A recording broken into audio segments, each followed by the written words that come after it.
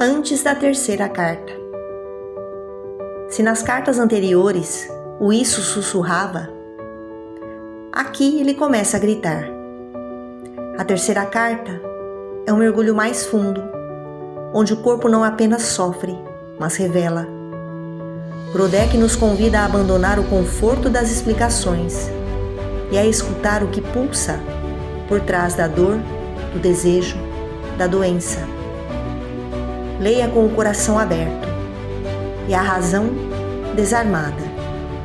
O isso está prestes a se manifestar.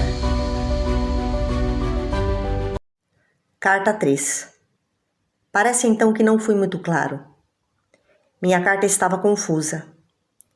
Você gostaria que as coisas fossem mais ordenadas.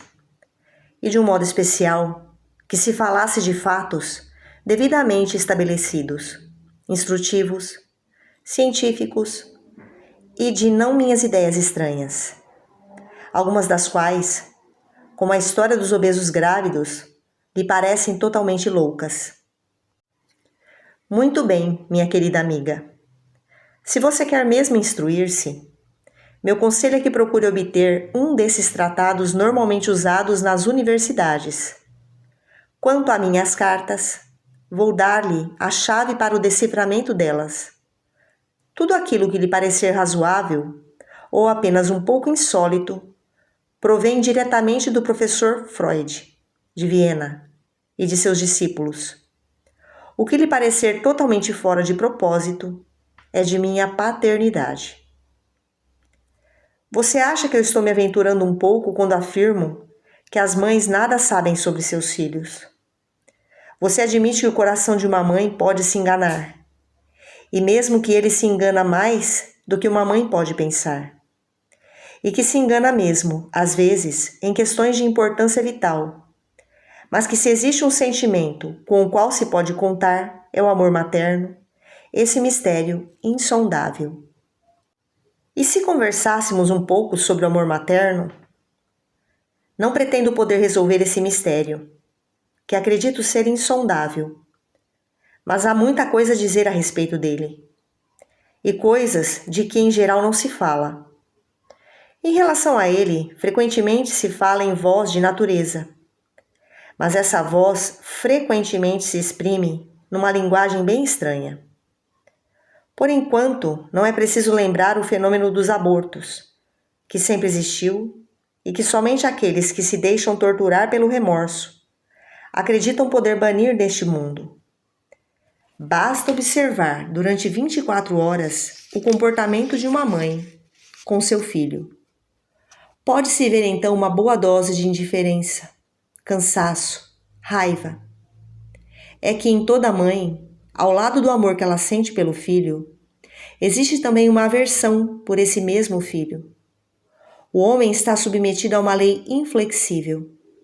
Ali onde há amor, também há ódio. Onde há estima, há desprezo. Onde há admiração, há ciúme. Este é uma lei inelutável. E as mulheres não estão excluídas de seus efeitos. Você conhece essa lei? Sabe que ela também se aplica às mães? Se você sente amor materno, já sentiu o ódio materno? Repito minha pergunta. Qual a origem do fato de uma mãe estar tão mal informada sobre seu filho? Conscientemente informada, pois o inconsciente não ignora esse sentimento de ódio. E quando se sabe interpretar, o inconsciente não é possível deixar-se enganar pela suposta predominância do amor. É fácil perceber que o ódio é tão grande quanto o amor, e que entre os dois a indiferença representa a norma. E então, surpresos, sentimento sempre presente quando nos debruçamos sobre a vida do isso, seguimos as pistas que, aqui e ali, afastam-se dos caminhos batidos para perderem-se nas trevas misteriosas do inconsciente. Talvez essas pistas, fáceis de omitir e que frequentemente passam despercebidas, acabam por resumir-se na razão pela qual a mãe ignora ou não quer tomar conhecimento de seu ódio por seu próprio filho. E mesmo no fato de nos esquecermos dos primeiros anos de nossa vida. Em primeiro lugar, gostaria de lhe demonstrar, minha amiga, onde surge essa aversão, esse ódio materno, pois você não vai acreditar nisso assim sem mais, só por amizade. Quando, num romance construído, segundo os critérios bem aceitos por um certo público, o par amoroso, após 1000 perigos, enfim se une, vem o momento em que ela esconde, ruborizada, o rosto no peito varonil do bem-amado e lhe conta, sussurrando, um suave segredo. Tudo isso é muito bonito, mas na vida, a gravidez, além da interrupção das regras, se faz anunciar de um modo bem pouco agradável, através de náuseas, vômitos, nem sempre, claro, para eliminar a previsível objeção. E espero, pelas mulheres autoras, que elas não passem por esses vômitos de gravidez, do mesmo modo como suas personagens não os têm em seus romances. Mas você concordará que isso é muito frequente. Essas náuseas são causadas pela repugnância do isso em relação a essa coisa que se introduziu no organismo. As náuseas expressam o desejo de eliminar a coisa, e os vômitos são uma tentativa de pô-la para fora. Por conseguinte, desejo e esboço de aborto. Que me diz? Talvez mais tarde eu possa lhe falar sobre minhas experiências no que diz respeito ao vômito, tal como ele aparece fora da gravidez normal. Também nesse caso há relações simbólicas que merecem nossa atenção, curiosas associações do isso. Mas antes quero que observe que se pode ver reaparecer nessas náuseas a ideia de que o germe da criança penetra na mulher pela boca, coisa que indica também esse outro sintoma da gravidez, originário do ódio da mulher pela criança, a dor de dente. Em relação à dor de dente, o isso murmura com a voz baixa, mas insistente do inconsciente. Não mastigue. Preste atenção. Cuspa o que está comendo. Na verdade, quando aparece a dor de dente da mulher grávida, o envenenamento através da semente ou do sêmen do homem já é um fato consumado. Mas o inconsciente espera poder eliminar essa porção de veneno, com a condição de que outra não venha somar-se à primeira. De fato, ele tenta destruir o veneno vivo da fecundação através da dor de dente. E aqui reaparece a completa falta de lógica com o qual isso se manifesta constantemente por baixo do pensamento lógico. O inconsciente confunde dente com criança. Para o inconsciente, o dente é uma criança. Pensando bem, não acho que essa concepção do inconsciente seja tão boba assim. Ela não é mais ridícula que a ideia de Newton, que descobriu o universo naquela maçã que caía. E me pergunto seriamente se a associação feita pelo isso entre o dente e a criança não é muito mais importante e cientificamente mais fecunda do que as deduções astronômicas de Newton. O dente é o filho da boca. A boca é o útero no qual ele cresce, do mesmo modo como o feto se desenvolve na matriz. Você sabe muito bem a que ponto esse simbolismo está enraizado no homem. Caso contrário, ele nunca teria pensado nas expressões lábios da vagina, lábios da vulva.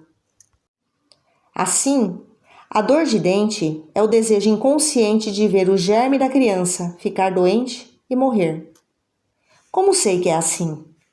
Entre outras coisas, há muitos modos de se chegar a esse conhecimento, porque os vômitos e as dores de dente desaparecem quando se faz com que a mãe fique ciente desse desejo inconsciente de que a criança morra.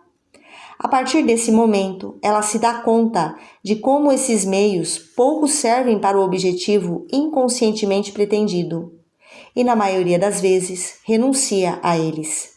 Na verdade, ela chega mesmo a condenar esse objetivo severamente, quando o distingue em toda a sua crueza.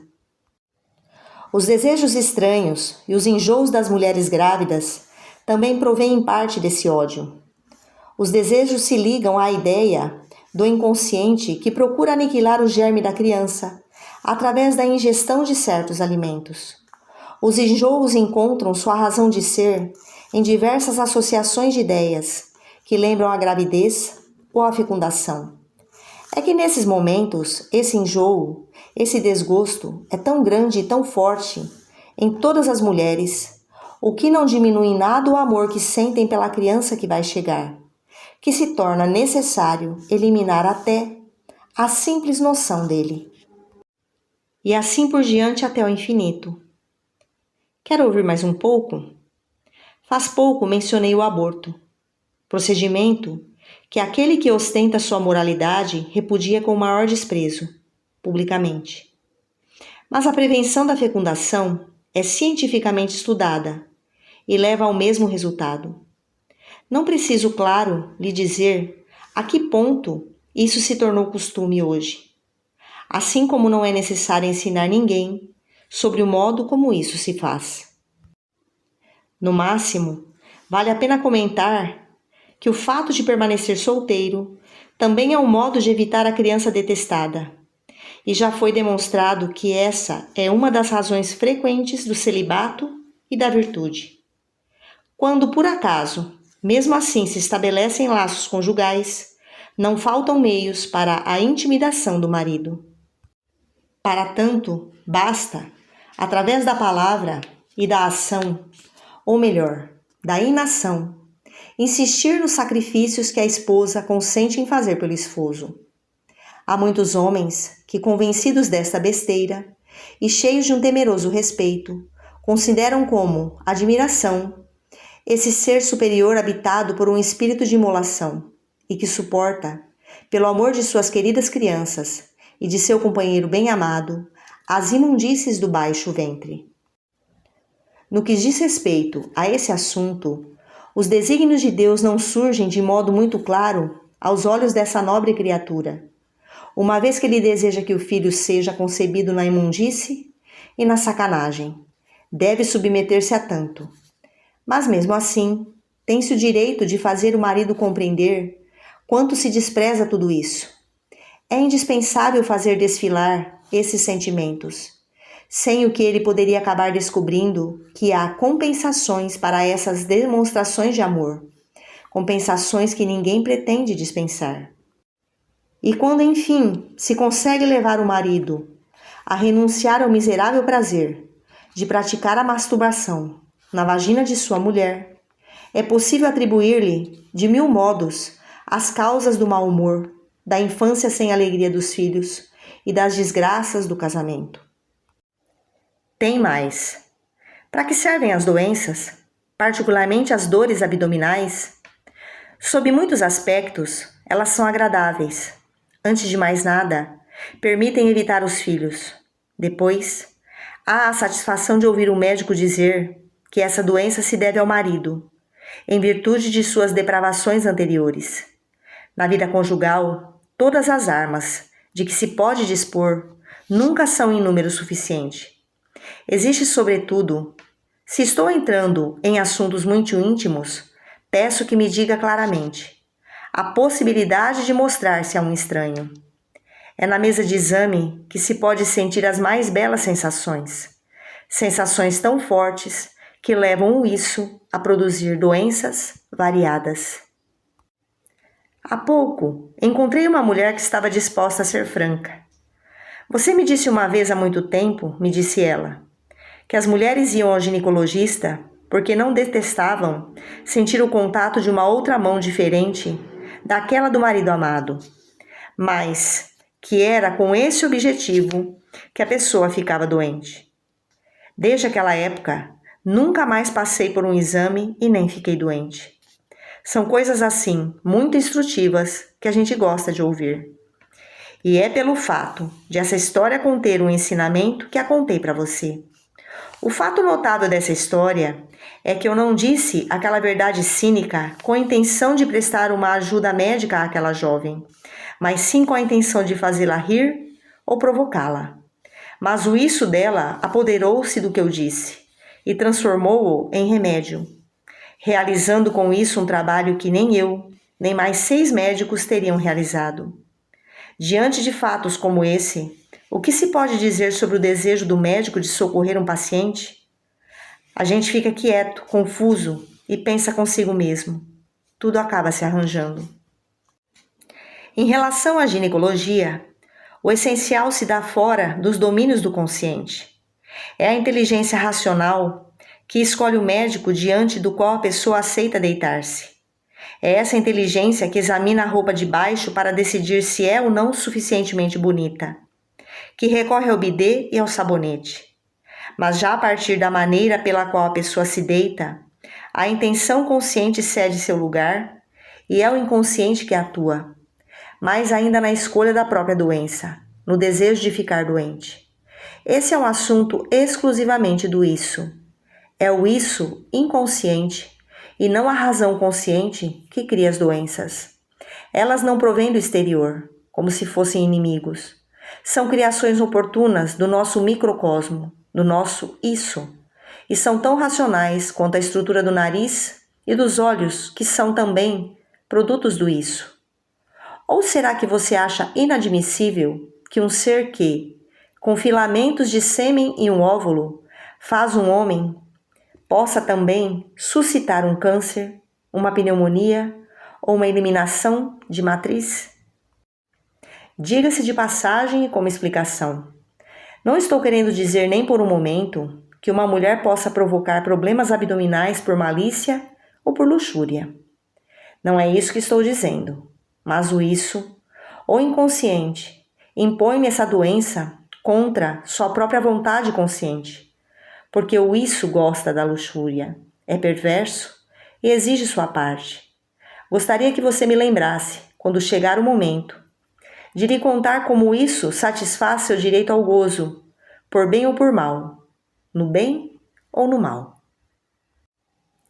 Minha convicção relativa ao poder do inconsciente e à impotência da vontade consciente é tão forte que chego ao ponto de considerar as doenças simuladas como sendo manifestações do inconsciente, ao ponto de que, para mim, fazer-se passar por doente é uma máscara por trás da qual se ocultam enormes setores dos mistérios da vida, cuja extensão precisa é impossível determinar. Neste sentido, é indiferente para o médico que lhe mintam ou digam a verdade, contanto que ele avalie tranquila e objetivamente as declarações do doente, examine sua língua, seu comportamento, seus sintomas, dedicando-se honestamente a resolver o problema a seu modo. Mas estou esquecendo que queria lhe falar sobre o ódio da mãe pelo próprio filho. Também a respeito desse ponto, devo lembrar um curioso processo do inconsciente. Imagine que pode acontecer, e isso acontece, a miúde, de uma mulher desejar ardentemente ter um filho, e mesmo assim não consiga ficar grávida.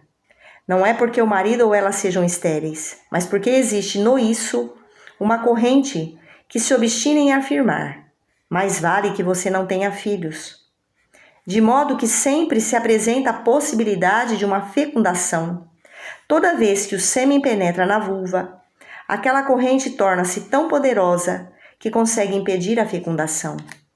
Ela fecha o orifício do útero, produz uma toxina que destrói o espermatozoide, mata o óvulo, etc.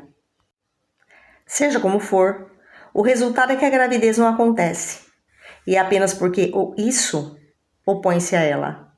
Quase se poderia dizer que o útero opõe-se a isso. Tanto esses processos são independentes dos pensamentos conscientes do ser humano. A respeito, terei mais alguma coisa a dizer quando chegar a hora. Em suma, a mulher não tem filhos, até que o isso, em consequência de algum processo que não se sabe qual seja, ou mesmo após um tratamento, se convence de que sua aversão pela gravidez é um vestígio de alguma noção infantil cuja origem remonta à primeira infância. Você não pode imaginar, minha querida amiga, como são estranhas as ideias que surgem quando se pesquisam os motivos dessas resistências à maternidade. Conheço uma mulher que temia dar à luz uma criança de 2 cabeças, em consequência de antigas e confusas recordações de um parque de diversões por ela visitado, e também em virtude de remorsos, mais vivos e mais recentes, provocados pelo fato de que ela estava pensando em 2 homens ao mesmo tempo. Qualifiquei essas ideias de inconscientes. Isso não é de todo exato, pois essas mulheres, que querem ardentemente um filho e tudo fazem por tornarem-se mães, não sabem, e quando lhes é dito, não querem acreditar que elas mesmas estão se impedindo de terem esse filho. Mas essas mulheres têm uma consciência pesada, não porque são estéreis e se sentem desprezadas. Hoje não mais se despreza uma mulher por não ser fértil. De resto, a consciência pesada não desaparece com a gravidez. Ela só desaparece quando se consegue descobrir e purificar, na parte mais profunda da alma, as fontes envenenadas que intoxicam o inconsciente. Como é difícil falar do isso.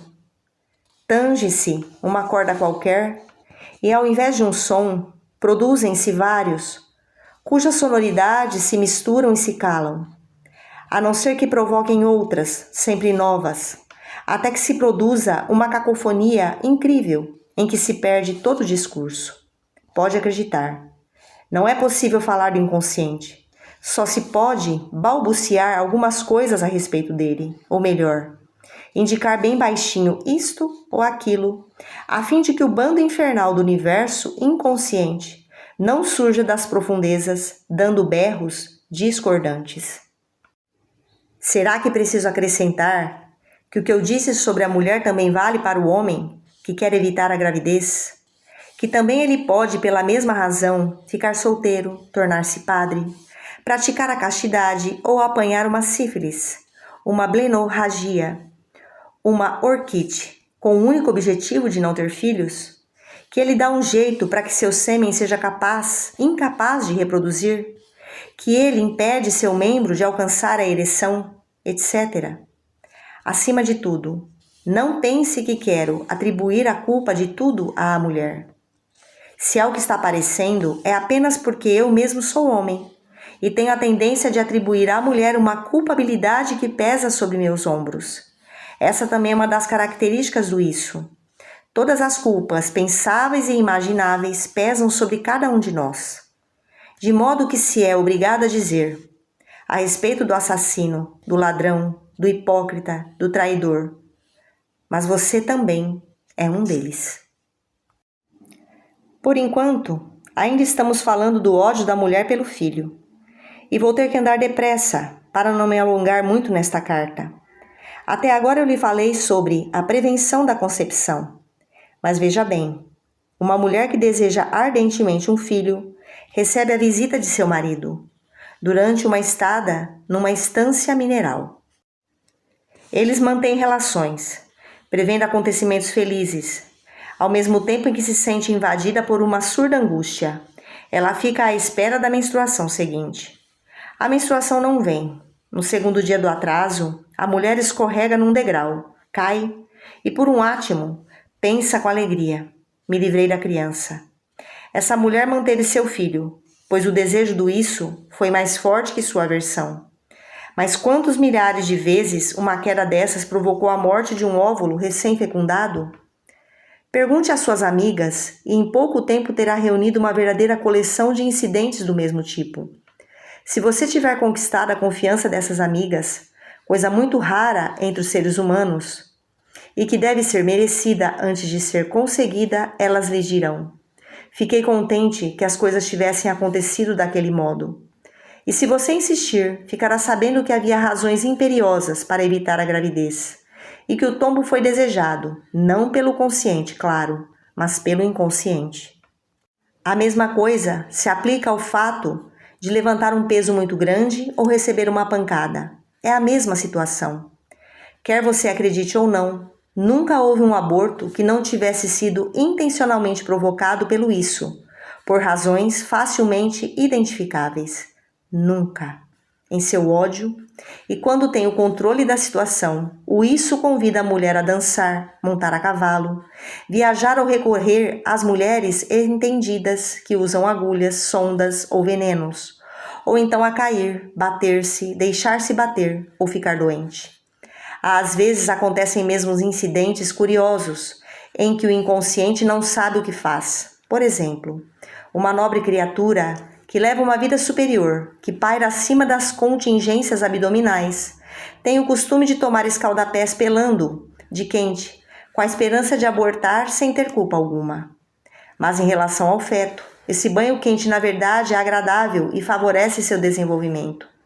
Como pode ver, de vez em quando o isso tira o pelo de si mesmo.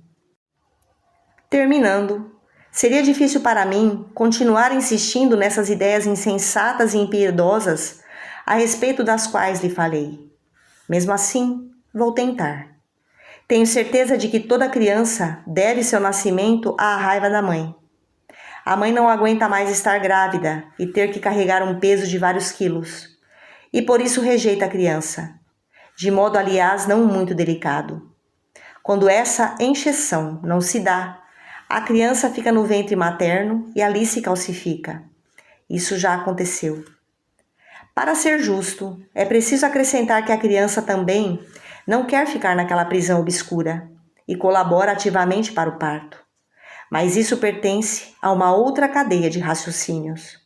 Basta, por ora, constatar que esse desejo comum da separação é indispensável à mãe e à criança para que o nascimento aconteça. Por hoje chega. Como sempre seu, Patrick Troll. E assim chegamos ao final da carta 3, nesse mergulho profundo na obra de George Grodeck. Sejam bem-vindos no próximo áudio. Muito obrigada.